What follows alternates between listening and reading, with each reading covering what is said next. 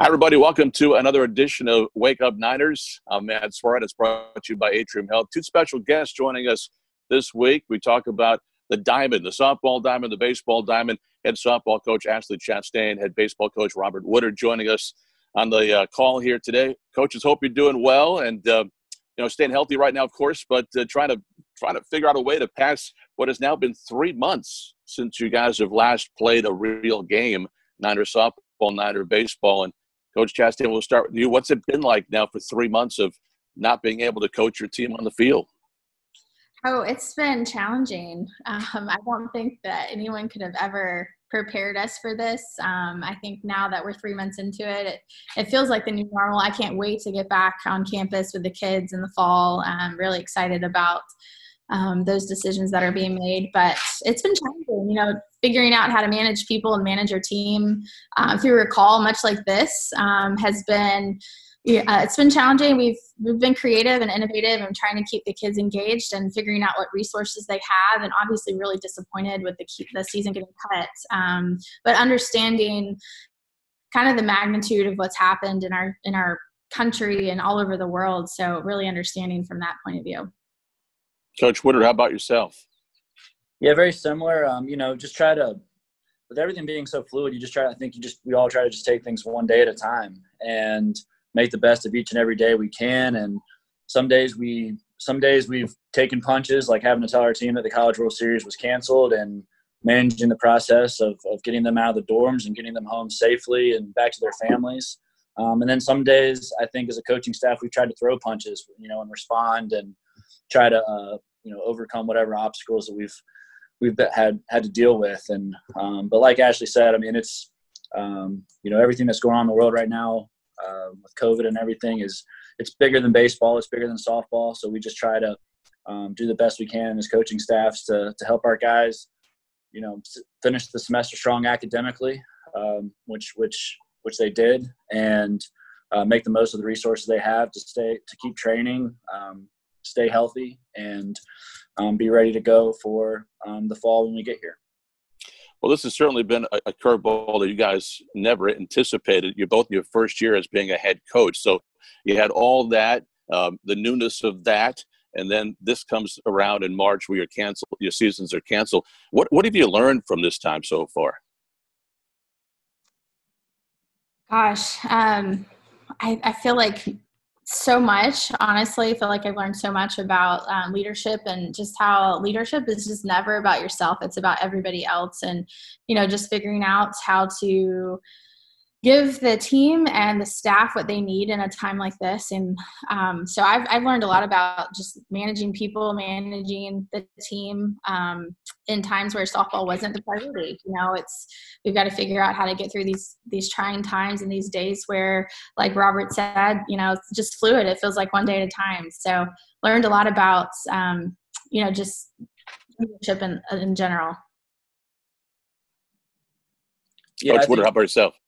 I think all of this has just been not necessarily a needed reminder, but a reminder of how small we are and how, I think as a coach, whether it's baseball or softball or any sport, I think and certainly a first-year coach, you get so tunnel vision on, trying to do your best for your team and your program and press forward one foot in front of the other, and then the world chimes in and says, your team isn't that important and your sport isn't that important. So that to me, I think has been a reminder. So, just one day at a time, trying to help guys through it, help the staff through it, lock arms with the other coaches in the athletic department here at Charlotte and administration, and try to work the wall together. That's been, as a first-year coach coming in here, I think I think we'll all look back, when we have an in-person coaches meeting, like an administrative meeting, and I think this is going to bond our athletic department, far greater than I think, maybe anything else could have. A lot of times this would probably happen after your season was over, and since you've had 3 months now, kind of following up what you just said, Coach. Have there been things that you've looked back now on these last few months from your first season as a head coach, like this was really working, I liked what we're doing here, but maybe if I could do it again, I wouldn't do this again? Is there something like that, Ashley, that maybe you're thinking about that, with the way you've approached your team so far in this first year, that you liked and you want to see keep going? Or maybe something like this wasn't working and let's go a different direction?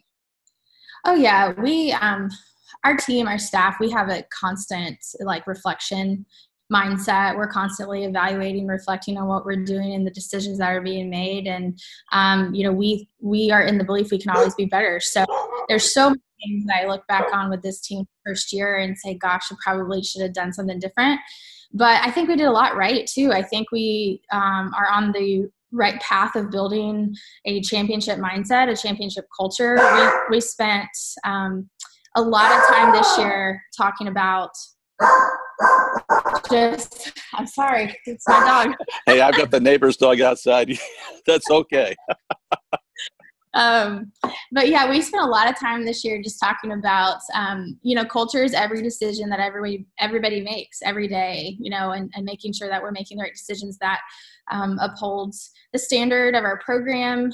So I think we did a really good job of that. I think the kids were bought in, they leaned into just kind of more confidence, more of a championship mindset on the field. A lot of self-belief was created. So I think we're in the right direction on that. And I would have loved to see what we would have finished if the season had continued, because I think we were on an upward trajectory. But obviously, we're just looking forward to getting back on the field and spending time with them in the fall. But yeah, we're always thinking we can do things better, but I think we are on the right path with changing the culture. Coach, how about yourself? Yeah, I mean, just to kind of piggyback on Ashley, I guess, for me, I think, I don't know. I feel very blessed that, we got to play 17 games and we had a special preseason with our first annual program's banquet. And we had a great fall season with some great events in terms of our alumni golf outing and our fall World Series and just some other really great moments for our program. And this group of guys, they really did. They made the most of each and every day. Every day we weren't perfect. We made plenty of mistakes, things that we want to correct along the way. But I look back on the 2020 Niner baseball team, and, I think it's a team that left it all on the field. And I think it's very fitting that our last game as a team together was Tuesday, March 10th at NC State up in Raleigh. We played one of the best teams in the country, and we beat them 9-8 at their place. And that's a bus ride home that I'll certainly never forget. Some interesting music selection on the ride home. I might change that, but it was all. That was a special night. That was a special game for our program. If I said I'd probably do one thing different, we got so wrapped up in the preparation and the practice and everything that we didn't take a team picture before the season started. We were going to take a team picture in April, and that, to me, if you said what's my biggest regret about the season getting cut short, it would be that the 2020 team didn't take a team picture together in the spring. So that's something that's going to be one of my biggest priorities in the fall when the guys get back, and even the players that have moved on, is to have them back and stood up and get a 2020 team picture. That's a great point. And it did happen so fast where I know for basketball, we came back from the Conference USA tournament, got back to campus, everybody got off the bus and went their own ways. Might have been a little bit different for you and your teams, but it did happen very quickly, didn't it? Yeah, it did. I mean, our season got canceled on Thursday, March 12th. We were at the airport when the weekend series was canceled. We bussed back to campus. We got on the field just because we thought that was the best thing to do, just to get our minds off of it. And then the College World Series was canceled as we came off the field. So, I mean, it was boom, boom, boom for us. I know Ashley I'm sure it was very similar. Yeah, we played Wednesday. We run-rolled Pitt at home, and we were loading the bus going to Middle Tennessee for a second conference weekend. And it seemed to just hit all of a sudden, and it just kind of perspective of not taking anything for granted, that within 24 hours, I mean, what we do and we love every single day was taken away. So it was a rough couple of days. Just kind of felt like you got punched in the face a little bit, and couldn't believe what was happening. I think it took us probably about a week to really like reflect and kind of get our feet underneath us with, okay, what are we going to do moving forward? Actually, for you, I think in 5 days, it's the anniversary of you being hired as the Niners softball coach. Already 14 wins in 27 games this year before the season was shut down, which I believe was one short of the win total all of the previous season. So you guys having a great success of the first half of this past season. So when you took this job, what was it that really made you excited about becoming a head coach for the first time in Charlotte? You had, I'm sure, opportunities coming from great programs. But what was it about Charlotte that made you think this is the place I want to start my coaching career? I think I was blown away by the people, the energy that's in this department, this place, a lot of new faces. And, you know, Mike's done a really good job of bringing in some new coaches just with new energy that have really big time vision. And he has a big time vision for where the department is going and for each individual program. So I think it was first and foremost the people.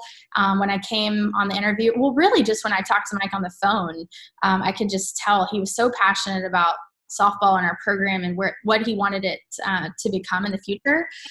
So then when I came on campus, and it just solidified it for me. I think, you know, as a head coach, you always look for places that you're like, gosh, like I could really win there. Like I can recruit really good players, and it's attractive to families and people that want to be a part of it. And so that really, for me, was another piece. Charlotte is a great city. It's a great town, a great campus. So it just kind of all added up to, I think, you know, I want to be here, and I think other people want to be here too, which equals success in the future.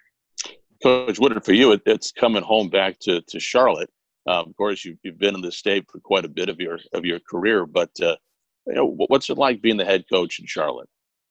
It's a dream job. I had social distance dinner with my dad and stepmom last night, and I did on my mom's back patio a few nights earlier, and we do that weekly, and it's 20 minutes away from where I live now. You know, I think getting to come home and follow, you know, a coach in Lauren Hibbs that was here for 27 years, and, you know, really, you know, following who he followed, Gary Robinson. And as the Charlotte native, I've seen over the years the progression of the program and the building of the program to what it is today, and try to come in here and take it to that next level. Obviously, you know, with the vision that starts with Mike and Darren and Chris Fuller and Reagan and the administration, but then also, you know, Toby Bicknell, assistant coach, recruiting coordinator from Charlotte, North Carolina, Bo Robinson, his numbers retired in our program, associate head coach, and Tyler Simmons, who's our director of player development. He's from Charlotte. So not to leave John Stott, who's our other assistant, out from Clayton, North Carolina, but 4 of the 5 guys on our staff are from the city of Charlotte. So to get the opportunity to come back here and you know, coach, you know, the college baseball program in my hometown with, you know, 4 of my best friends, and it's special. And like to echo Ashley, I mean, you step foot on this campus, you understand you know, just how nice it is and how great of a place it is, and the people are fantastic. So yeah, we do think that the road to Omaha can go through Charlotte, and just we're trying as hard as we can each and every day to ensure that we do. I got to ask you both. You have a connection in that you are both pitching coaches, and Coach Woodard, you're still the pitching coach for the Niners, holding a 2-hat job right now. But yeah. Coach Chastain at Ole Miss in 2019, Softball America named you the pitching coach of the year in the country, which is phenomenal. Congratulations! But tell us about the bond you have as pitching coaches.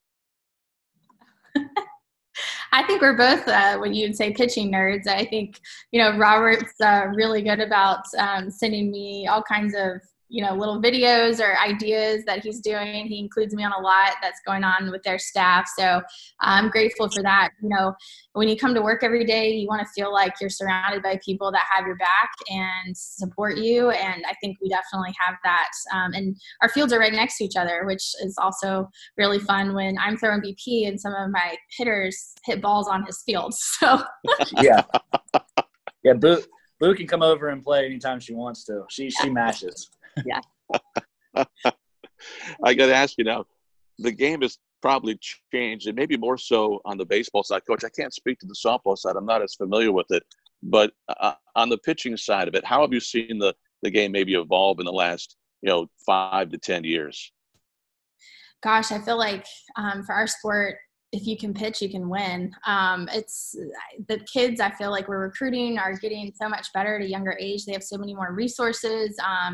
And I think we are getting better as pitching coaches, just understanding how the body moves, how it works, how we can train our kids the best way possible. There's just so much information that's put out there on social media, just networking with people. So I feel like it's exploded in the past 5-10 years.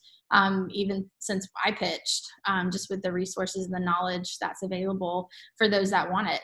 And I think my kids are going to be a reflection of me. So, I want to make sure that I'm sharp and have the best tools for them possible. When I step in the bullpen, we're ready to go, and they're going to follow my lead. And like I said, if you can't pitch, you can't win in our game. So that's kind of, our team is built around the circle and what we do pitching wise.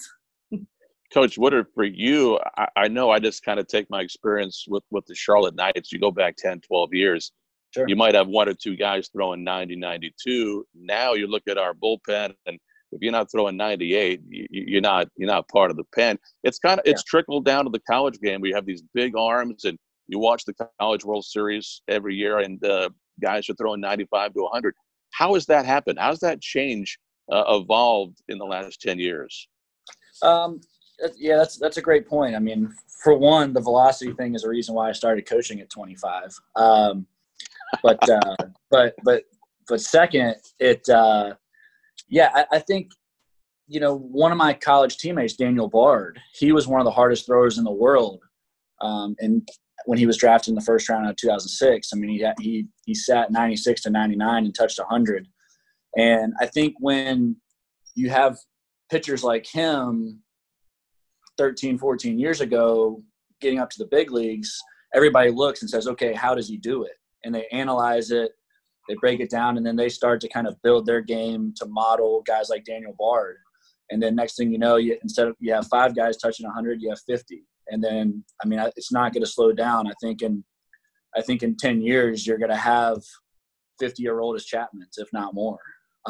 It's just once somebody shows the way of how to do something, people want to model their game after it and go and train accordingly. So, but the nature of the game is you still got to pitch and you still got to get outs, even with velocity. I mean, these hitters these days, 95, college hitters can turn around if it's down the middle, if it's out over the plate. So, you still got to pitch, you still got to have some movement, you still have to have deception, but the game's really evolved in terms of, I would say, individualization. So, for us, we have to have a lot more pitchers on our staff than I think Ashley, unfortunately. But it's, so a college pitching staff could have 16 to 20 pitchers on it. And I think if you try to train all of those pitchers the same, then you're going to run into some not only health issues, but performance issues. So we try to take a lot of pride in we partnered with a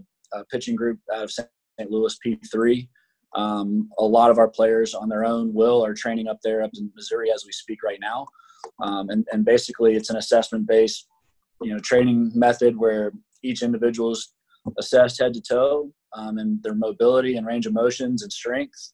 And then they build training programs after it, and we build their throwing around it. And, and then that leads into pitch design and, all that stuff that's, coming of age. So it's the player development side of things have certainly changed in the last 10 years, as you've mentioned.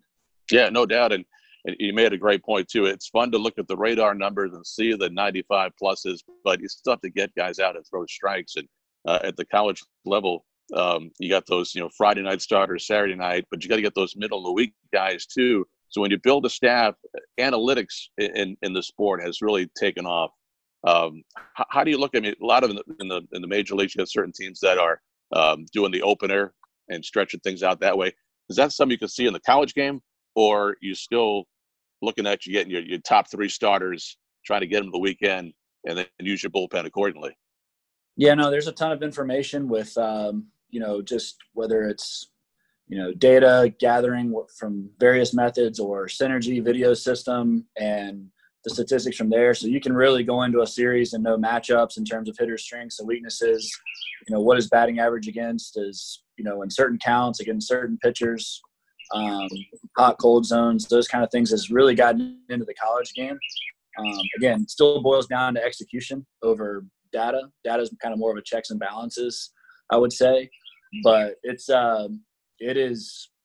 heavy into the college game, and I know it is. I've been in Ashley's dugout for opening day, and I've seen her spray charts on the board, so they're using it too. And it's just more information the better from my perspective.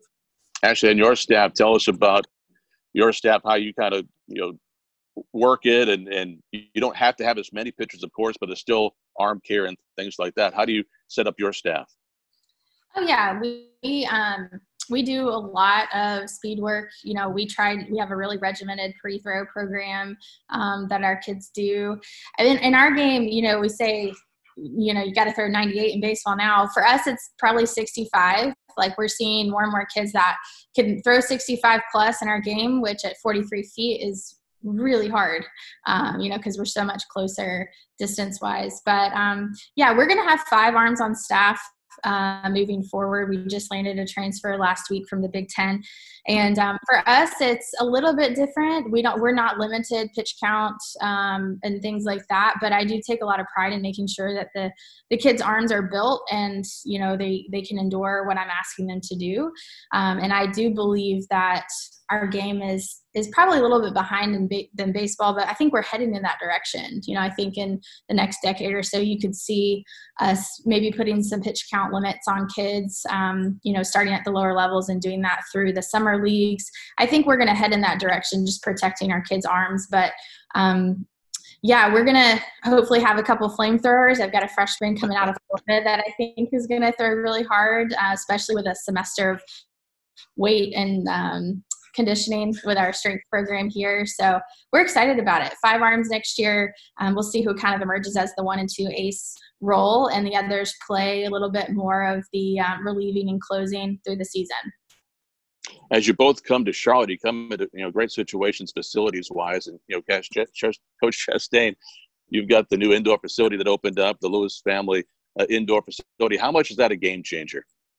It's a total game changer. You asked me one of the reasons I took the job. That was one of them, coming on campus and just being able to see that the department was investing in the program on such a high level. I think these days you got to have a facility like that to train in, whether you're battling weather, just having a place where the kids want to go and work extra, work hard, I think is such a sense of pride for them. So opening up a facility like that is a total game changer. We were in there almost every day, whether we were hitting or honestly sometimes pitching in there. Even when it was rain, we get creative and take the nets back and we do defensive work. So I think also just bringing in recruits and their families the past year, they were just blown away. I mean, just looking at it and being like, wow, like my daughter has a chance to train in $1 million facility here at Charlotte. That's a reality. So it is a game changer, and our current team just takes so much pride in it, and they love it, and they love being in that space, and it makes a difference for us every single day. Coach Woodard, for you got the new indoor facility too. It's a couple of years old now, but there's been a lot of changes at the Hayes with the infield and such, the new outfield wall. It's a beautiful ballpark. It's fantastic. Yeah, it's I mean, friends and family that have, hadn't had a chance to come on campus until I got here, they're blown away. And like Ashley said, recruits and families, they fly in. I mean, we're flying kids in from all over the country, and they're seeing the indoor facility, and we're recruiting infielders that love field and ground balls on turf, and outfielders that are going to go run into an outfield wall that's, big league.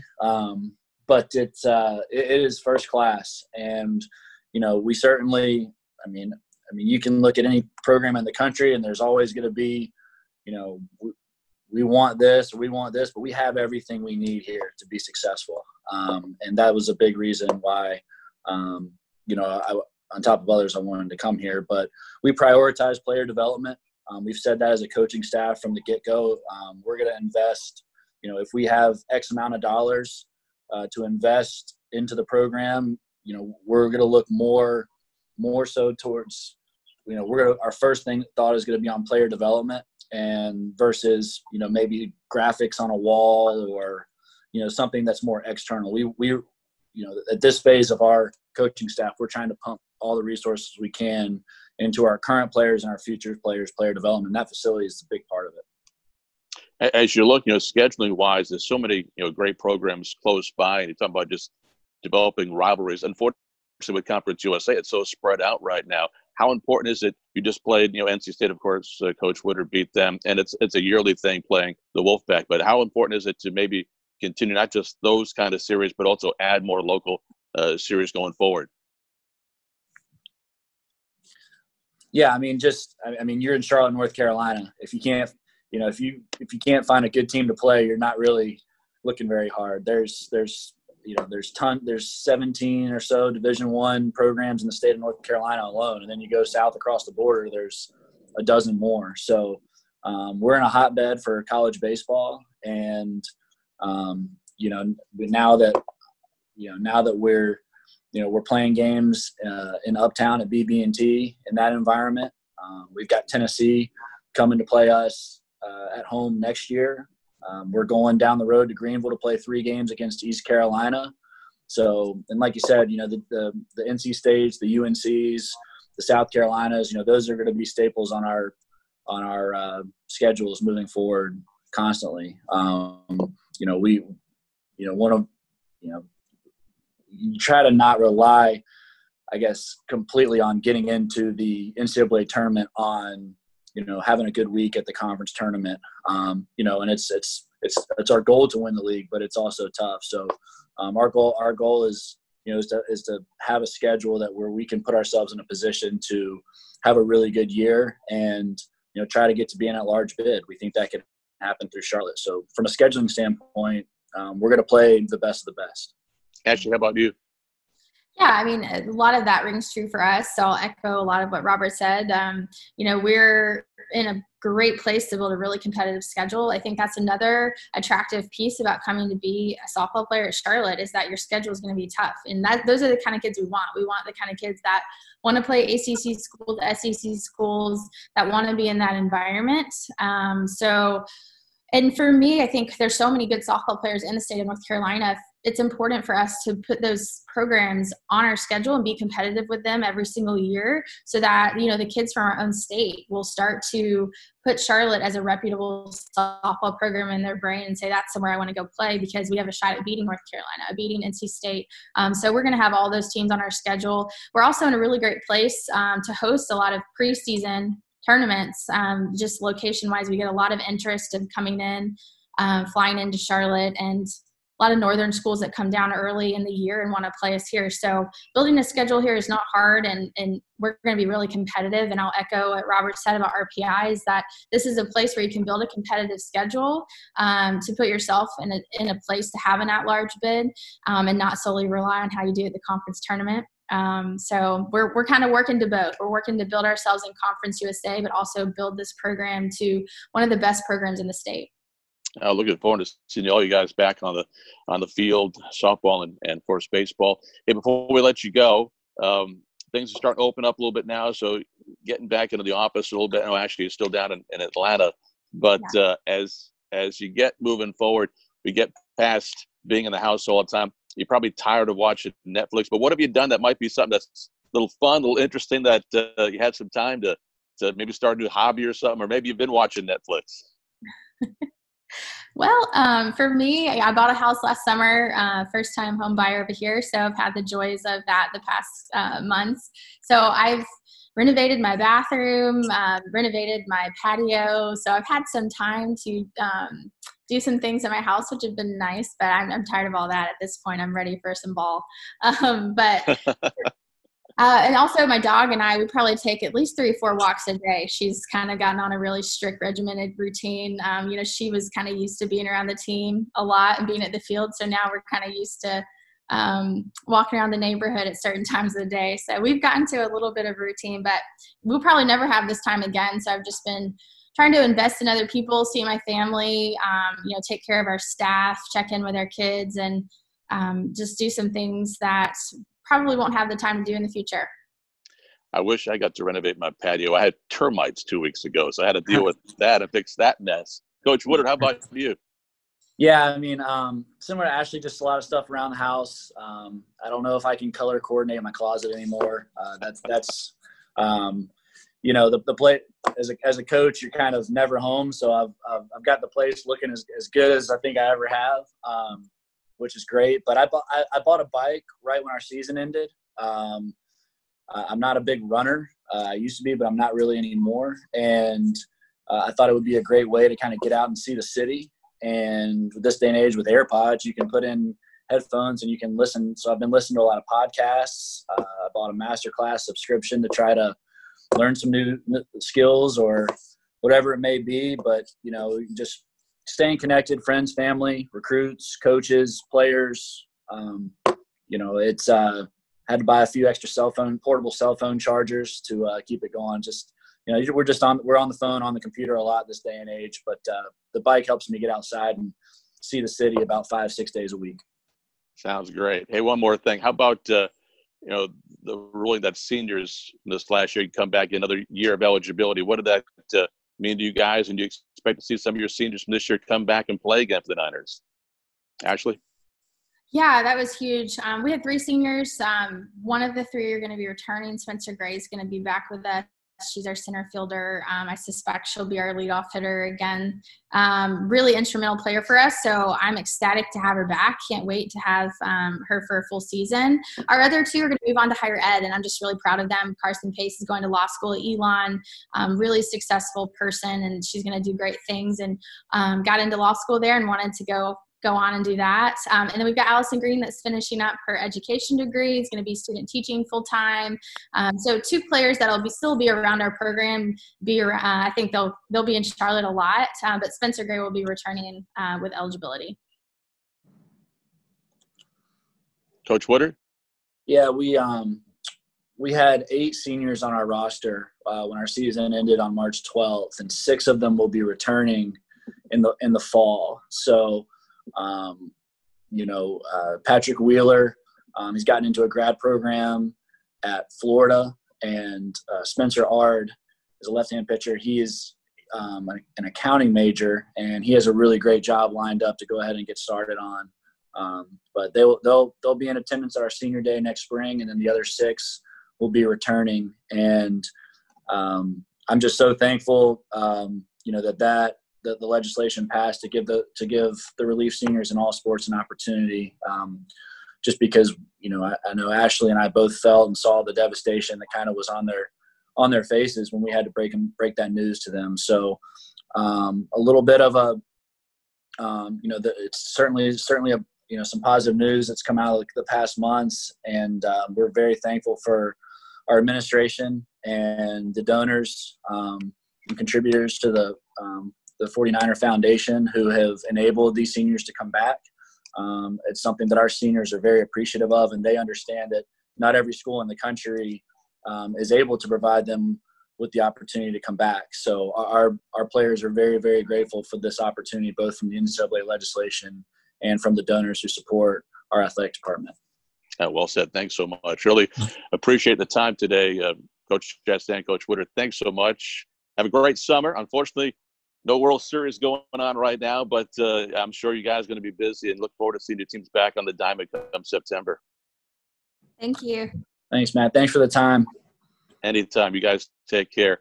And thanks for tuning in, everybody. Another edition of Wake Up Niners brought to you by Atrium Health. We'll do it again real soon. You all take care. Goodbye.